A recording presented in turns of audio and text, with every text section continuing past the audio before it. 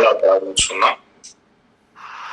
మొన్నటి ముందు యేసుక్రీస్తు వచ్చి యోర్దాను నదిలో బాప్తిజం పొందిన సందర్భాన్ని మనం చూసి దాటిచ్చున్నాము. ఆయన గలిలయలో నజరేతులో పెరిగాడనే విషయాన్ని మనం చూశాము. నజరేతులో నుంచి గలిలయ ప్రాంతమైనటువంటి అంటే యోదయ ప్రాంతంలో ఉన్నటువంటి యోర్దాను నదిలోకి వచ్చి బాప్తిజం పొందిన సందర్భాన్ని మనం చూస్తున్నాం. వెంటనే ఆయన 10వ వచనంలో నీళ్ళలో నుండి ఒడ్డుకు రావటము, వచ్చుండగా ఆకాశం చేర్చబడి పరిశుద్ధాత్మ పావనం వలె దిగుట చూస్తున్నాం. ఈ క్రమంలో ఆయన యోర్దాను నదిలో బాప్తిజం పొందిన సమయంలో ఆయన యొక్క వయసు ఎంత అండి? 30 ఆయన వయసు 30 సంవత్సరాలు. అంటే సాధారణంగా యూదులు మరి పరిచర్యకి రావడానికి అంటే వాళ్ళు యూదుల్లో క్షమించాలి, ఆ యొక్క లేవీయులు పరిచర్యకి రావడానికి యాజకులుగా ఒక సర్టెన్ టైం అనేటువంటిది గ్రంథంలో మనం చూస్తాం. మరి ఈయన కూడా 30వ సంవత్సరాన యొక్క బాప్తిజం పొంది పరిశుద్ధాత్మ పొందినట్లుగా మనం చూస్తాం. లూకాసు వార్త 3వ అధ్యాయంలో ఆ విషయాన్ని మనం చూస్తాం. అయితే ఈయన వెంటనే నీళ్ళలో నుంచి బయటికి రాగానే ఆకాశం చేర్చబడి పరిశుద్ధాత్మ పావురం వలె తన మీదకి వచ్చుట చూసినాం. ఈ యొక్క పరిశుద్ధాత్మ ఆయన ఎవరు అనేటువంటి అనేకమైనటువంటి సందేహాలు మత ప్రపంచంలో ఉన్నాయి.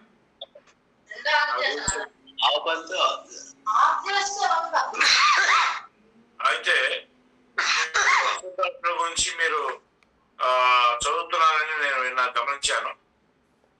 అయితే ఇప్పుడు పరిశుద్ధాత్మ గురించి నేను మాట్లాడకపోవట్లేదు. అయితే ఇక పరిశుద్ధాత్మ యేసుక్రీస్తు బాప్తిజం పొంది ప్రార్థన చేస్తుండగా ఆకాశం తెరవబడి ఈయన నా ప్రియకుమారుడు, ఈయన యందు నేను ఆనందిస్తున్నాను అని చెప్పి మరొక స్వరము పరలోకం నుంచి వినబడ్డాన్ని మనం చూశాం. అయితే వెంటనే ఆయన పరిశుద్ధాత్మ పొందిన వెంటనే పరిశుద్ధాత్మ ఆయన్ని అరణ్యంలోనికి కొనిపోయే సందర్భం మనం చూస్తున్నాం. అవునా?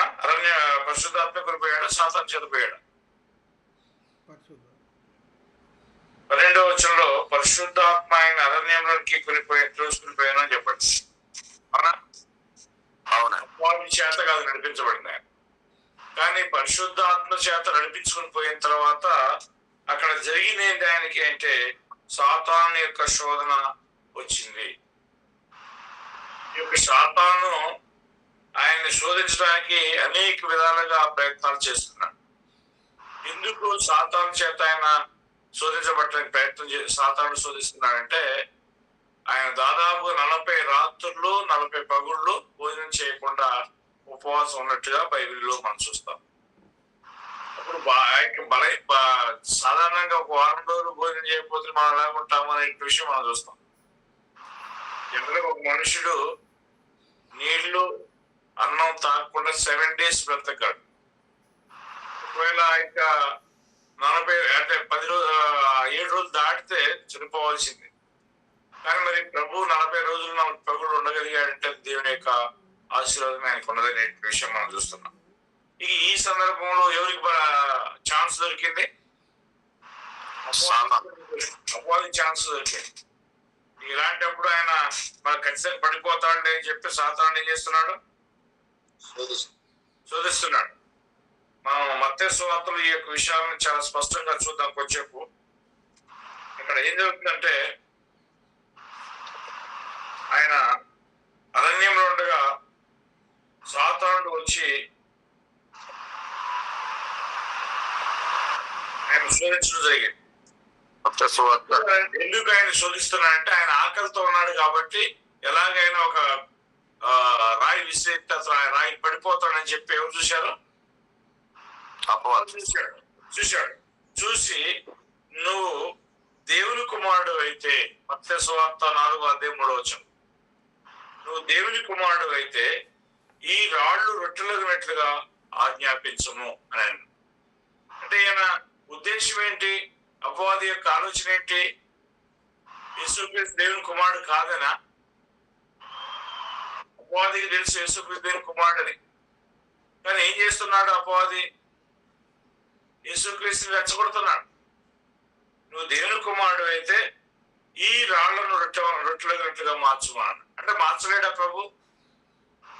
మార్చగలడు. అంటే ఈ సూచక్రియలు మాత్కార్యాల యొక్క ఉద్దేశం ఏంటి? జనులు ఆయన సూచక్రియలను చూసి ఈయన దేవుని కుమారుడిని నమ్మాలి, నమ్మి ఆయన నందు విశ్వసించి నిత్యజీవం పొందాలనేది ఉద్దేశం, అంతే కదా? యోహాను సువార్త 20వ అధ్యాయం చూడండి. సూచక్రియల యొక్క ఉద్దేశం ఏంటో చెప్తుంటాడు అక్కడ.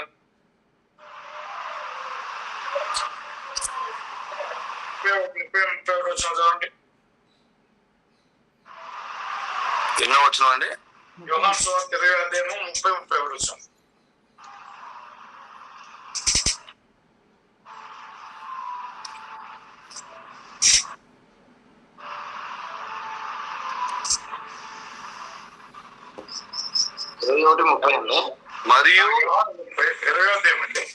మరియు అనేకమైన ఇతర సూచక్రియలను యేసు తన శిష్యుల ఎదుట చేసెను.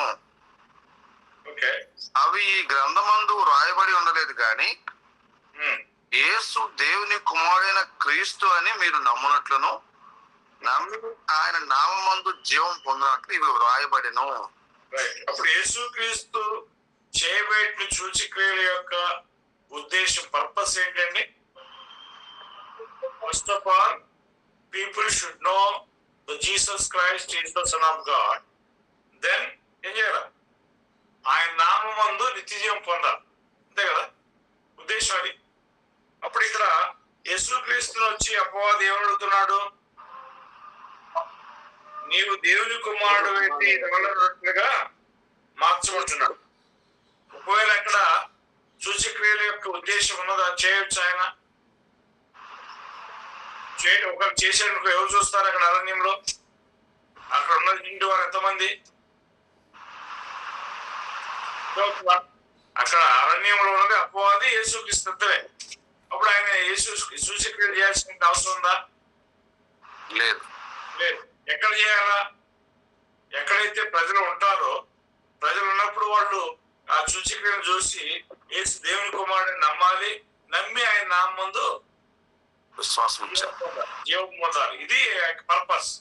కానీ ఈ సాతానుడు వచ్చి నీవు దేవుని కుమారుడు అయితే ఈ రాళ్ళు రొట్టెలగినట్టుగా చేయమని చెప్పినప్పుడు యేసు యొక్క సమాధానం ఏంటి? మనుషులు రొట్టె వల్ల మాత్రమే కాదు, దేవుని నోటి నుంచి వచ్చు ప్రతి మాట వలన మనుషులు జీవించరు కానీ అది వేరొకటి కాదు. అంటే మళ్ళా వచ్చిన క్లియర్ చదువు. అందుకే ఆయన మనుషులు రొట్టె వలన మాత్రమే కాదు కానీ దేవుని నోట నుండి వచ్చు ప్రతి మాట వలన జీవించిన రాయబడి ఉన్నది. అంటే యేసుక్రీస్తు ఎందుకు మరి ఆ విధంగా చేయక ఈ యొక్క ప్రత్యుత్తరం అపవాది చెప్పడం జరిగింది అంటే, యేసుక్రీస్తు సూచక్రియలు చేయలేక కాదు, యేసుక్రీస్తు నిజంగా దేవుని కుమారుడు అని యేసుక్రీస్తు దేవుని కుమారుడు కానందువలన కాదు. అక్కడ వాటి యొక్క ఉద్దేశం అవసరం లేదు, సూచక్రియల యొక్క అవసరం లేదు. కాబట్టి మనుషులు ఎలా జీవిస్తాడు? 8వ అధ్యాయము 3వ వచనంలో చెప్తుంటాడు, ఆహారం వలనే గాని యెహోవా సెలవిచ్చిన ప్రతి మాట వలన నన్ను బ్రతుకులుదురు అని మీకు తెలియజేయటకు ఆయన నిన్ను అనిసి నీకు ఆకలి చేసి నీవే గాని నీ పితరులే గాని ఎన్నడూ ఆయన మన్నాతో నిన్ను పోషించడం అని చెప్తున్నాడు. ఇది అరణ్యంలో ఇశ్రాయేలుకి మరి ఇచ్చేటువంటి ఆహార పదార్థాలు అని చెప్పని చూస్తున్నాం. ఇది ఎంతగానో వరకు ఇవ్వబడింది? 40 సంవత్సరాలు ఇవ్వబడింది. 40 సంవత్సరాలు ఇవ్వబడింది. వాళ్ళు ఐగుప్తు దేశంలో నుంచి బయటకు వచ్చి అరణ్యంలో కాలిడినటువంటి మొదటి దినం మొదలుకొని మరి వారు ఆ యొక్క కానాన్లోకి వెళ్ళినటువంటి మరి ఆ కానాను పొలిమేరలో పోయి వారు మరి దాంట్లో పంట పండించుకునేటువంటి ఆ యొక్క దినం వరకు 40 సంవత్సరాల వరకు ఈ యొక్క ఆహారం ఇవ్వబడింది. దాన్ని ఆయన ప్రస్తావిస్తూ మనుష్యుడు రొట్టె వలన మాత్రం కాదు అంటే ఇక్కడ మాట్లాడుతున్నటువంటి భావన దేని గురించి మాట్లాడుతున్నాడు? ఆయన భూ సంబంధమైనటువంటి రొట్టెల గురించి మాట్లాడుతున్నాడా, లేకపోతే ఆత్మ సంబంధమైనటువంటి రొట్టెల గురించి మాట్లాడుతున్నాడా? ఇక్కడ యేసుక్రీస్తు నేనే నిజమైనటువంటి ఆహారంను అని చెప్పాలంటాడు. అక్కడ ఆయన మాట్లాడే ఉద్దేశం ఏంటి? నన్ను తినువాడు వాడు నిత్య జీవం పొందుతాడు లేదా నిత్యము జీవిస్తాడని చెప్పి మాట్లాడుతున్నాడు. అక్కడ ఆయన మాట్లాడే సందర్భం ఏంది? యోహాను సువార్తలో వాక్యాన్ని గురించి మాట్లాడుతున్న సందర్భాన్ని మనం చూస్తున్నాం. సరే, ఇక్కడ మనం చూసినట్లయితే అప్పుడు యేసుక్రీస్తు చూసే ఈ యొక్క 4 విధాలుగా సాతాను ఆయన్ని అటాక్ చేసినప్పటికి కూడా ఏ మాత్రం కూడా చలించడు. ఎందుకంటే యేసుక్రీస్తు జ్ఞానం కలిగినట్టు వాడా, జ్ఞానం లేనివాడంటే ఆయన సకల జ్ఞాన సంపూర్ణత కలిగినట్టు వాడు. ఇతని యొక్క తత్వము, ఇతని యొక్క ఉద్దేశం తెలియకుండా ఉన్నదా ఆయనకి? ఎవరు అపవాది యొక్క ఉద్దేశం తెలియదా? ఆయనే చెప్పాడు కదా, అపవాది గర్జించ సింహం వలె ఎవరి మింగదునా అని చెప్పి వెలుగుతూ తిరుగుతున్నాడని చెప్పడింది కదా మొదటి పేతురు 5వ అధ్యాయంలో.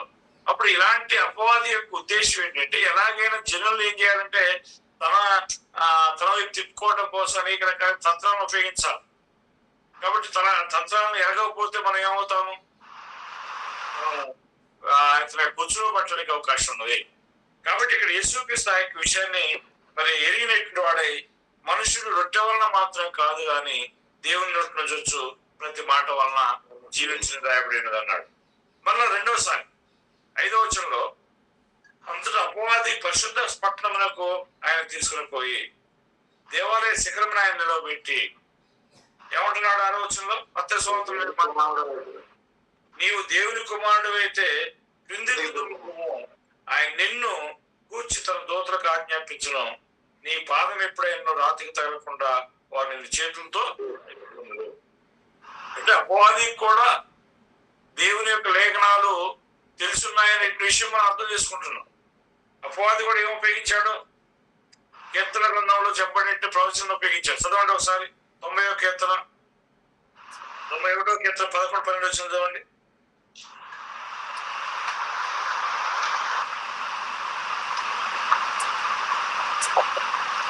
91వ కీర్తన 11-12. నీ మార్గంలో నేను కాపాడును, నేను కాపాడును, ఆయన నిన్ను గూర్చి తన దూతలకు ఆజ్ఞాపించును, నీ పాదములకు రాయి తగలకుండా వారు నిన్ను తమ చేతులతో ఎత్తి పట్టుకున్నాను. అంటే అపవాది కూడా దేవుని యొక్క లేఖనాలను ఎరిగినటువంటి వాడుగా ఉన్నాడనే సందర్భాన్ని మనం చూస్తున్నాం. అపవాది యొక్క వచనాన్ని యేసుక్రీస్తు దగ్గర ఉపయోగిస్తున్నాడు. ఏమని ఉపయోగిస్తున్నాడు? నీవు దేవుని కుమారుడు అయితే నువ్వు పైనుండి కిందకు దూకును, అప్పుడు ఆయన నిన్ను గూర్చి తన దూతలకు ఆజ్ఞాపించును, నీ పాదం ఎప్పుడే నువ్వు రాతికి తగలకుండా వారు నిన్ను చేతితో పట్టుకుందరు. అంటే ఈ యొక్క దేవుని యొక్క లేఖనాన్ని సృష్టి చేసి మాట్లాడే వారికి మనం కూడా ఏం ఉపయోగించాలి? దేవుని యొక్క వాక్యాన్ని ఉపయోగించాలి. ఈరోజు అపవాది సంబంధులు అయినటువంటి అనేక మంది ఈరోజు ప్రసంగాలు చేస్తున్నారు, అనేక మంది పెద్ద పెద్ద బోధకులుగా చెప్పుకుంటున్నారు. వాళ్ళు కూడా ఏం ఉపయోగిస్తున్నారు అంటే వాళ్ళు కూడా దేవుని యొక్క లేఖనాలను ఉపయోగించారు. కానీ వాళ్ళు ఉపయోగించే విధానం ఏంటి? వాళ్ళు దేవుని యొక్క లేఖనాలను ట్విస్ట్ చేస్తున్నారు. ఉదాహరణకి మనం బైబిల్లోని కొన్ని ఉదాహరణలు చూస్తాం. బైబిల్లో పరిశుద్ధాత్మ వరాలు 9 అది అపోస్తులకు మాత్రం ఇవ్వబడింది అనే విషయము, లేదా అపోస్తులు ఎవరి మీద చేతులు ఇస్తారో వారికి మాత్రం ఇవ్వబడింది అనే విషయం బైబిల్లో చూస్తాం. కానీ వాళ్ళు ఏ విధంగా ఉపయోగిస్తున్నారు? అదే పదాలను తీసుకొని ఇగో 9 వరాలు కలిగినట్టు దైవజనుడు వస్తున్నాడని చెప్పి పెద్ద పోస్టర్ వేస్తున్నారు. లేదా మరి స్వస్థపరిచే వరాలు కలిగినట్టు ఆయన వస్తున్నాడని చెప్పి మాట్లాడుతున్నారు. అంటే అపవాది కూడా దేవుని యొక్క లేఖనాలను తనకు ఆపాదించుకొని ఈ రోజు ప్రజలను మోసం చేసే పరిస్థితిలో ఉన్నారా లేదా? అదేవిధంగా అపవాది ఏం చేస్తున్నాడంటే యేసుక్రీస్తు దగ్గరకు వచ్చి ఏమంటున్నాడు? నీవు దేవుని కుమారుడు అయితే నువ్వు కిందికి దూకు, అప్పుడు దేవుడు నిన్ను పట్టుకుంటాడు అని చెప్పి అంటున్నాడు. అంటే యేసుక్రీస్తు దేవుని కుమారుడు కాదా అంటే దేవుని కుమారుడు. మరి ఆయన ఒకరి కింద దూకుపడితే దేవుడు కాపాడ్డా అంటే కాపాడుతాడు. కానీ ఇది దేవుని ఏం చేసినట్టు అవుతుంది? శోధించినట్టు అవుతుంది అనే విషయాన్ని మనం గమనిస్తున్నాం. ఇక 3వ విషయంలో మళ్ళా ఏమంటాడంటే యేసుక్రీస్తు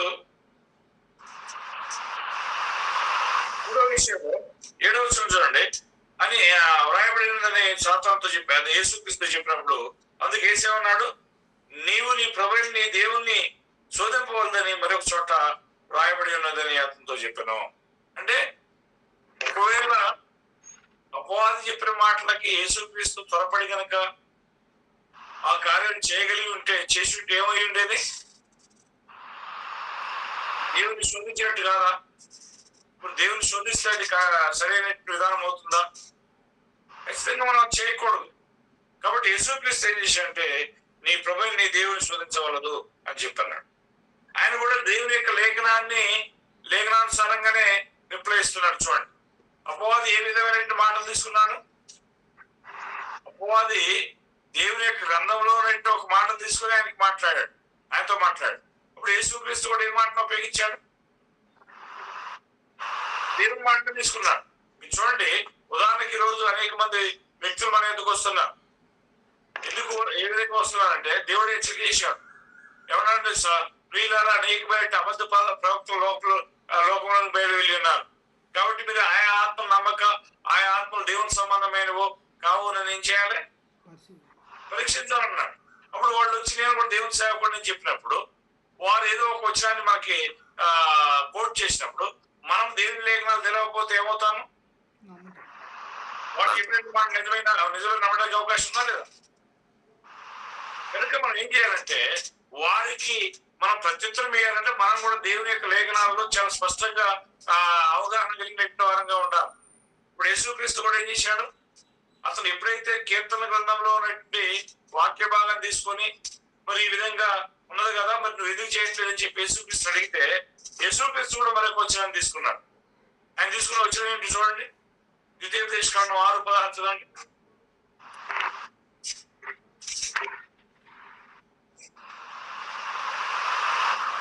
ద్వితీయోపదేశకాండం 6:16 మీరు మస్సాలో మీ దేవుడైన యెహోవాను శోధించినట్లు ఆయన శోధింపకూడదు. మీ దేవుడైన యెహోవా ఆజ్ఞలను అనగా ఆయన మీకు నియమించిన శాసనములను కట్టడలను జాగ్రత్తగా ఆచరింపవలెను. ఏం చేయకూడదని విషయాన్ని మనం చూస్తున్నాం ఇక్కడ. దేవుని యొక్క ఆజ్ఞలను అంటే దేవుణ్ణి మనం శోధించకూడదు. ఒకవేళ యేసుక్రీస్తే అపవాది చెప్పాడు కదా, మరి అపవాది చెప్పిన వల్ల నేను దేవుని కుమారుడు కాదా, లేదు దేవుడు నన్ను కాపాడ్డా అని చెప్పి పై శిఖరం నుంచి ఆయన ఒకవేళ దూకున్నట్లయితే, ఒకవేళ దేవుడు కాపాడుతాడు. కాపాడినా కానీ ఏ విధంగా ఉంటుంది? దేవుణ్ణి శోధించినట్టుగా ఉంటుంది. కాబట్టి మనం అలా శోధించవచ్చా? దేవుణ్ణి శోధించకూడదు. ఇక తర్వాత 4వ విషయంలో ఏం చేశాడంటే, ఒక ఎత్తైనటువంటి కొండ మీదకి తీసుకెళ్ళి ఈ లోకరాజ్యములన్నింటినీ వాటి మహిమను యేసుక్రీస్తు చూపించాడు. 8వ వచనం చూపించి 9వ వచనం ఏం చేస్తున్నాడు? ఏమంటున్నాడు? చదవండి 9వ వచనం. నమస్కారం చేసిన కదా వీటన్నింటినీ చూసారా? అంటే ఈ యొక్క లోక రాజ్యములన్నింటినీ వాటి మహిమను ఆయన చూపించి, ఇవన్నీ ఎవరు అంటున్నాడు? ఇవన్నీ నాయి. అంటే వాస్తవంగా సాతాను అబద్ధం చెప్తున్నాడు, నిజమా? ఇక్కడ సాతాను చెప్పేటువంటి మాటలలో అబద్ధం ఉన్నది. ఇవి నావంటున్నాడు. ఎలాగతలు అవుతాయి? అతను అన్యాయంగా తీసుకుంటున్నాడు వాడు. వాస్తవంగా ఇవి సృష్టించింది ఎవరు? వీటిని దేవుడు సృష్టించినటువంటి కార్యాలు అవి నావే అంటున్నాడు. ఎలాగ అసలు అవుతాయి? అబద్ధం చెప్తున్నాడు. ఎలాగవుతాయి? అసలు అవుతాయి అంటే ఒక విషయం, ఒక వాక్యం ఉన్నది. మొదటి యోహాను 5:19 లోకమంతయు దుష్టుని ఆదాని మందు మనం దేవుని సంబంధమని ఎరుగుదము అంటాడు. ఎవడైతే సాతాను యొక్క కార్యాలకు లోబడి సాతాని కార్యాలకు ఆకర్షితమై పోతాడో వాడు ఎవరి యొక్క సోదరులు ఉంటాడు? అంటే ఆయన తెలుసు దేవుడు వాడిని వదిలిపెడితే తప్ప, దేవుడు వదిలిపెట్టగా వాడు సాతానికి ఊరిలో పోతాడు తప్ప, నిజంగా సాతానికి ఏమైనా అధికారం ఉందా ఈ యొక్క లోకంలో? లేదు. దేవుడు ఇస్తేనే అసలుకి. ఇప్పుడు ఎవడైతే సత్యాన్ని లోబడ్డో, సత్యాన్ని లోబడినట్టు వాడిని ఎవరు అపవాది అపవాదికి ఇచ్చేది? దేవుడు. పోయిన తరగతిలో లాస్ట్ లో చదివిన గుర్తుందా మీకు? 2వ దశలోనికి 2వ అధ్యాయం 12వ వచనం ఒకసారి చదువుదాం. 2వ దశలోనికి 2వ అధ్యాయం 12వ వచనం.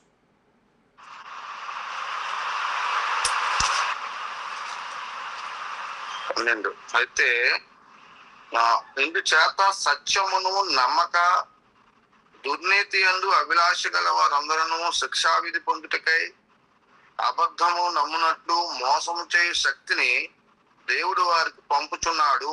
అది ఎవరు పంపుతున్నారు? దేవుడే.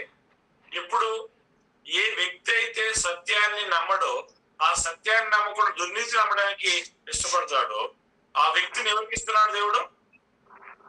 అబద్ధాన్ని నమ్మట్లు మోసం చేసే శక్తిని ఆ యొక్క వ్యక్తికి ఇవ్వడం ద్వారా అతను ఎవరి యొక్క ఊరిలో పడుతున్నాడు? అపవాది ఊర్లో పడుతున్నాడు. అపవాది ఊరిలో పడుతున్నాడు. అప్పుడు అపవాది ఊరిలో పడే ఎంతమంది? ఊరిలో పడే వారు ఎంతమంది? ఎక్కువనా తక్కువనా? ఎక్కువ మంది. ఎక్కువ మంది. అదే చెప్తున్నాడు. లోకమంతా అంటే మనం దేవుని సంబంధం మరియు లోకమంతా దేవుని సాతానే కార్యంలో ఉందని ఎరుగుదమంటున్నాడు. సృష్టి సంబంధమైందని ఎరుగుదమంటున్నాడు. అంటే ఎక్కువ మంది ఉన్నారు వాడికి. కాబట్టి ఇక్కడ ఆ యొక్క సెన్స్ ఏమన్నాడు? నేను ఈ యొక్క లోకరాజ్యంలో నావే. ఏంది? నీవు కనుక నాకు సాగరపడి నమస్కారం చేసావనుకో, నేను వీటన్నిటి నీకు ఇస్తానని చెప్పి మాట్లాడుతున్నాడు. అప్పుడు యేసు ఏమన్నాడు ఒకసారి చూడండి. యేసు వానితో సాతానా పొమ్ము, ప్రభువైన దేవునికి మొక్కి ఆయనను మాత్రం సేవించవలని. చూసారండి, రాయబడి అపవార్త ఏమన్నాడంటే సాతానా పొమ్ము, ప్రభువైన నీ దేవునికి మొక్కి ఆయనను మాత్రమే సేవించవలను అని రాయబడి ఉన్నది. నేను అంటే ఈ యొక్క అపవాది చేసినటువంటి యొక్క తంత్రాలని మనం కనుక ఎరగకపోతే ఏమవుతాము? దేవుని శోధిస్తాము, అసలు అపవాది యొక్క తంత్రాల్లో పడిపోతాము. దేవుని విరోధంగా మనం పనిచేసేటువంటి ప్రభావం ఉంది. ఇప్పుడు నేను దేవుని కుమారుడు అంటే దేవుని యొక్క జ్ఞానం తెలియదు అంటే 100% తెలుసు. కాబట్టి అపవాది వేసినటువంటి ప్రశ్నలు దేనికి కూడా చిక్కిపోయాడా? చిక్కలే. ఒక ఉదాహరణ మనం చూసినట్లయితే 1 రాజులు 12-13 అధ్యాయంలో ఒక యవన ప్రవక్త యోదయ దేశం నుంచి ఎరుసలేంకి వస్తాడు. యోదయ పట్టణం నుంచి సమరూరుకి వస్తాడు, ఎరుసలేం దేశానికి వస్తాడు. వచ్చి అక్కడ ఏం చేస్తాడంటే యెరోబాము అనే ఒక రాజుకి వ్యతిరేకంగా ప్రవశిస్తాడు. బలిపీఠమా నీవు బ్రద్దలైపోదుగాక, నీ మీద మనుష్య శల్యములను వధించబడతాయంటే దహించబడతాయని చెప్పి మాట్లాడేసరికి కోపం వచ్చి ఈ యెరోబాము ఏం చేస్తాడంటే ఆయన పట్టణం చేస్తాడు. ఆ చేయి అలాగే ఎండిపోయినప్పుడు ఆ యొక్క మళ్ళా ఇదేదో దైవ కార్యం వచ్చి భయపడి అయ్యా నీ యొక్క దేవుని ప్రార్థన చేసి నా చేయి మళ్ళా బాగుపడినట్లు ప్రార్థన చేయమని చెప్పి అనగానే అతను ప్రార్థన చేయగానే యథావిధిగా మన చేయి మామూలు అవుతుంది అనే విషయం మనం చదువుతాం. ఈ విషయాన్ని చూసినట్టుంటే అక్కడ ఉన్నట్టు జనం అంతా గొప్పగా చెప్పుకుంటారు. అందులో ఒక 2 వ్యక్తులు పోయి తన తండ్రి అహియా అనే ముసలి ప్రవక్తకి చెప్తారన్నమాట. ఈ విధంగా యోదయ దేశం నుంచి ఒక దైవజనుడు వచ్చాడు, అతను ఈ విధంగా చేసిన కార్యాలను మేము చూసి చాలా గొప్పగా చేశాడు, కానీ అతను ఎక్కడున్నాడు, ఎటువైపు పోతున్నాడు అని చెప్పి వెంటనే ఒక గాడిద గంత కట్టించుకొని పోయి అతను కలిసి మాట్లాడతాడు. మాట్లాడి నువ్వు నా ఇంటికి భోజనం కావాలని చెప్పి అంటాడు. భోజనానికి అంటే ముందుగానే అతను పోయేటప్పుడు దేవుడు చెప్తాడు. ఏమని చెప్తాడు? నువ్వు ఇంటికి వచ్చిన దారిన మళ్ళా రాకూడదు, నువ్వు ఎవరికైనా ప్రతి నమస్కారం చేయకూడదు, ఎవరింటే నువ్వు అన్నపానాన్ని పుచ్చుకోవద్దు అని చెప్తాడు. చెప్పినప్పుడు ఈ దైవజనుడు ఏం చేయాలా? దేవుడు ఏం చెప్పాడో దాని మీద నిలబడాలి కదా. నిలబడకుండా ఏం చేస్తాడంటే ఆ యొక్క ముసలి ప్రవక్త అంటే అహియా ఏమంటాడంటే నేను కూడా నీలాంటి దేవుని ప్రవక్తనే, దేవుడు నా కల్లో కనపడి నేను నా ఇంటికి భోజనం చేసుకోవాలన్నాడు అని చెప్పేసరికి నిష్కారణంగా నమ్ముతాడు అనమాట. నమ్మి పోయి భోజనం చేస్తాడు. భోజనం చేసి వచ్చేటప్పుడే దేవుని యొక్క వాక్కు వస్తుంది అనమాట. మీరు సమయం ఉన్నప్పుడు 1 రాజులు 13వ అధ్యాయం చదవండి. అంటే నిజంగా దేవుడు గనక ఆ ముసలి ప్రవక్తకి ప్రత్యక్షమై ఆ యొక్క అహియా ఈ యొక్క యవన సేవకుడిని తన ఇంటికి భోజనాన్ని పిలుచుకోవాలని చెప్పుకుంటే ఈ యొక్క యవన ప్రవక్త కూడా దేవుడు చెప్పి ఉన్నాడా? ఇంకో పలానా వ్యక్తి దగ్గర నువ్వు పో, అక్కడ నేను అతనికి నీకు బస్సు ఏర్పాటు చేస్తున్నాను, భోజనం అతిథ్యం ఏర్పాటు చేస్తున్నాను పో అని చెప్పడా? చెప్తాడు. ఒకసారి చదువుదాం, మీకు ఒక ఐడియా ఉందో లేదో చూద్దాము. ఆ యొక్క విషయం చాలా ఇంట్రెస్టింగ్ ఉంటుంది. మొదటి రాజులో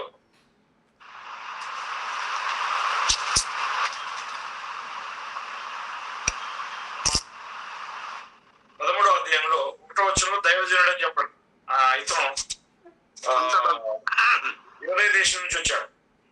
ఇతను పోయి కార్యాలను జరిగించిన తర్వాత దేవుడు ఏమన్నాడు, పోయేటప్పుడు చెప్తున్నాడు. చూడండి 8-9 వచనం చూడండి.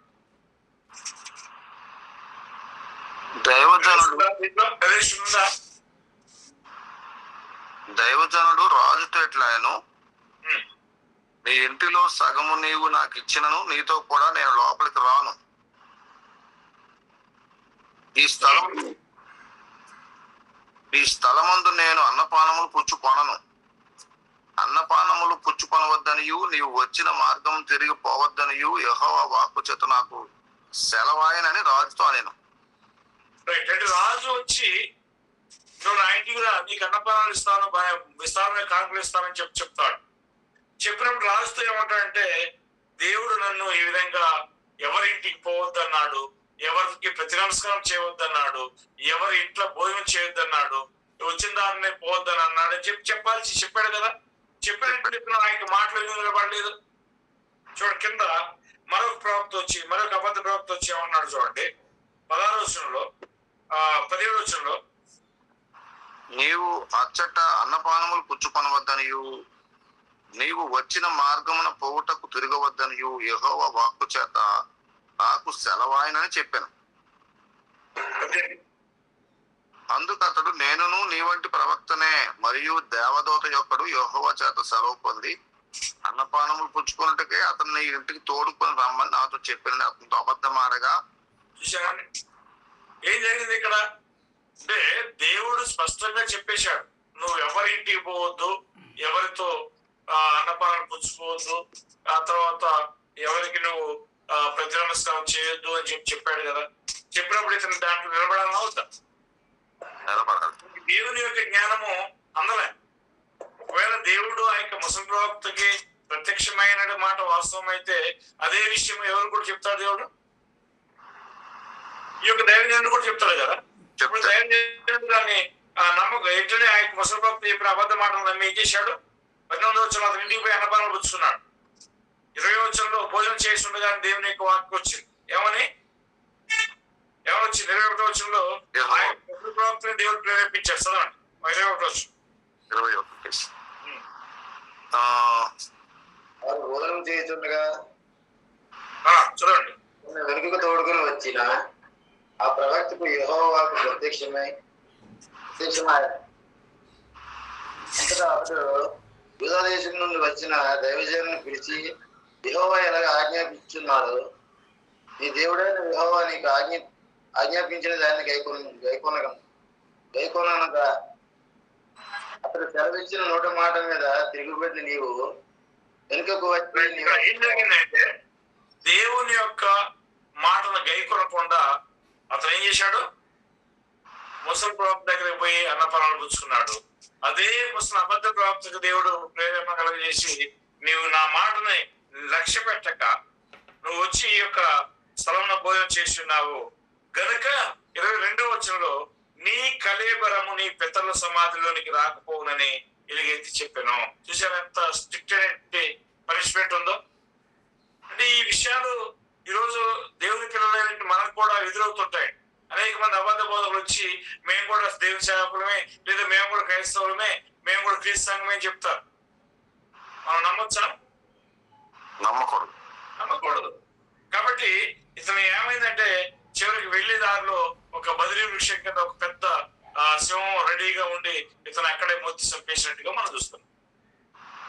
కనుక యేసుక్రీస్తు కూడా అపవాది వచ్చి, నువ్వు దేవుని కుమారుడు అయితే ఈ రొట్టెలను రాళ్లుగా చేయము, నీ దేవుని కుమారుడు అయితే నువ్వు పైనుంచి కిందికి దూకము, నువ్వు దేవుని కుమారుడు అయితే నువ్వు నాకు ఇన్ని నీకు లోకరాజ్యాలు నీకు కావాలంటే నాకు సాగిలపడి నువ్వు నమస్కారం చేయము అని చెప్పంటున్నాడు.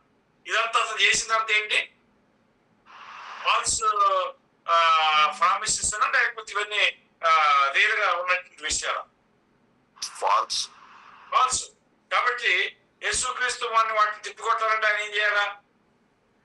దేవుని లేఖనాలని బలంగా నమ్మాలన్నా వద్దా? నమ్మాలి. నమ్మి ఆయన ఏం చేశాడంటే చూడండి, అక్కడ ఒక మాట అంటాడు, ఇది మత్తయి సువార్త 4:10 అందుకే యేసు వానితో సాతానా పొమ్ము, ప్రభువైన నీ దేవునికి నొక్కి ఆయన్ని మాత్రమే సేవింపవాలని వ్రాయబడి ఉన్నదను.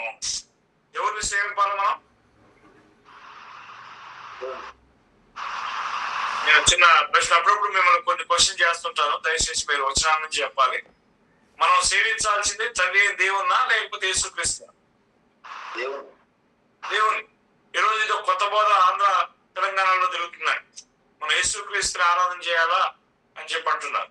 యేసుక్రీస్తు ఎవరిని సేవించమని చెప్తే ఆరాధన చేయమని అంటున్నాడు.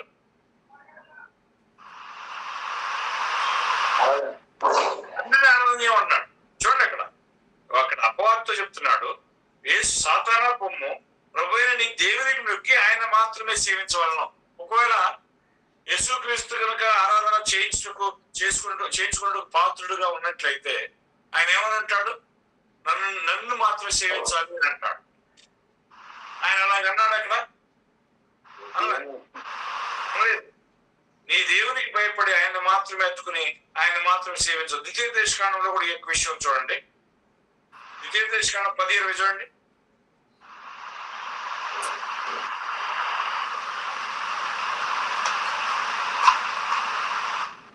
స్థానం 10:20. ఈ దేవుడిని యెహోవాకు భయపడి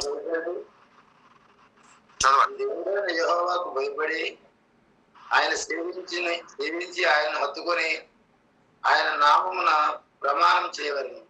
రైట్. ఇక్కడ ఏం జరుగుతుందంటే యేసుక్రీస్తుని అక్కడ సేవించే విషయాలను మనం చూసినప్పుడు ఈరోజు అనేక మంది యేసుక్రీస్తు కూడా ఆరాధన పాత్రుడే కాబట్టి ఆయన ఆరాధించాలని అంటున్నారు. బైబిల్లో ఎక్కడ కూడా యేసుక్రీస్తు నేను ఆరాధన పాత్రుడని చెప్పలే. యేసుక్రీస్తు నేను దేవునితో సమానని చెప్పలే. యేసుక్రీస్తు దేవుడు కాదని మళ్ళీ మనం చెప్పట్లేదు. యేసుక్రీస్తు దేవుడే. దేవుడు యేసుక్రీస్తుని కూడా దేవుడు అని చెప్పి మాట్లాడిన సందర్భాలు మనకు ఉన్నాయి. కానీ ఆయన ఏ విధంగా దేవుడు అంటే అర్థం ఏంటి? తనే దేవునితో సమానంట, తనే దేవునితో ఆయన అన్నిట్లో మరి సమానమైన వాడా కాదనేది తర్వాత దేవుని చిత్తం అయితే నేను ఈ యొక్క అవకాశం ఉంటే మాత్రం చెప్తాను. కానీ ఈరోజు ఏమనుకుంటున్నారంటే అనేక మంది యేసుక్రీస్తు ఆ యొక్క ఆరాధనకు పాత్రుడు అని చెప్పి మాట్లాడుతున్నారు. సరే, అది వేరే విషయం. ఇప్పుడు ఏంటి మనం మాట్లాడుతున్నాము అంటే ఎవరిని ఆరాధన చేయాలి అనే విషయానికి వస్తే యేసుక్రీస్తే స్పష్టంగా చెప్తున్నాడు, మనము తండ్రి దేవునికి ఆరాధన చేయాలని చెప్పండి. నీ తండ్రి అయినటువంటి దేవునికి మొక్కి ఆయన మాత్రమే ఆరాధన చేయవలను అని చెప్పండి. దీంట్లో ప్రశ్నలు ఉన్నాయా మనకి? చదవగలరా? ఇదే ప్రశ్న. సార్ చెప్పండి.